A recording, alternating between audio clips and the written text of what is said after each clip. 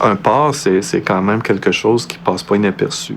C'est une activité industrielle importante, donc on est toujours à risque d'avoir un impact sur l'environnement. On a besoin d'une structure qui nous permet de s'évaluer, de se mesurer, parce que si on ne se mesure pas, à un moment donné, on ne sait pas nécessairement quel est notre impact. En travaillant pour le port, en environnement, nous, on doit fonctionner à travers des objectifs opérationnels tout en préservant la qualité de l'environnement. C'est une maquette qui a été préparée à l'échelle. Il y a plus d'1 million de petites pièces. On s'en sert souvent pour expliquer les enjeux de proximité, la relation spatiale entre l'activité et puis nos voisins. L'environnement, en général, on est en amont de tous les projets. Si un projet qui se dessine, par exemple un aménagement d'un quai, l'aménagement ne peut pas avoir lieu tant qu'il n'y aura pas une étude environnementale qui va être faite au préalable. Ça nous amène à travailler avec toutes les équipes du Port de Montréal.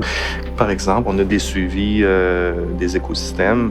Les experts vont nous présenter leur analyse en disant, voici, si vous vous installez à cet endroit-là, vous aurez des impacts sur tel élément. Et nous, après, on travaille sur des programmes de compensation. Par exemple, on va déplacer les moules. Si on trouve des tortues, on va les déplacer dans des milieux plus favorables. Et c'est ce qui nous a amené à aménager des nichoirs pour hirondelles de rivage. Même si le port existe depuis des décennies, à la fin, on va devoir cohabiter. En environnement, on est des diplomates et facilitateurs puisqu'on discute régulièrement avec nos opérateurs de terminaux, avec des organismes gouvernementaux. Il y a des groupes environnementaux, des citoyens. Donc, on s'assoit et on discute de nos enjeux.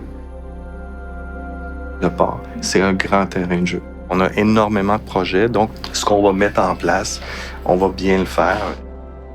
Tous les matins, je suis au bureau à 5h30 ou 6h le matin. Je vois le soleil se lever.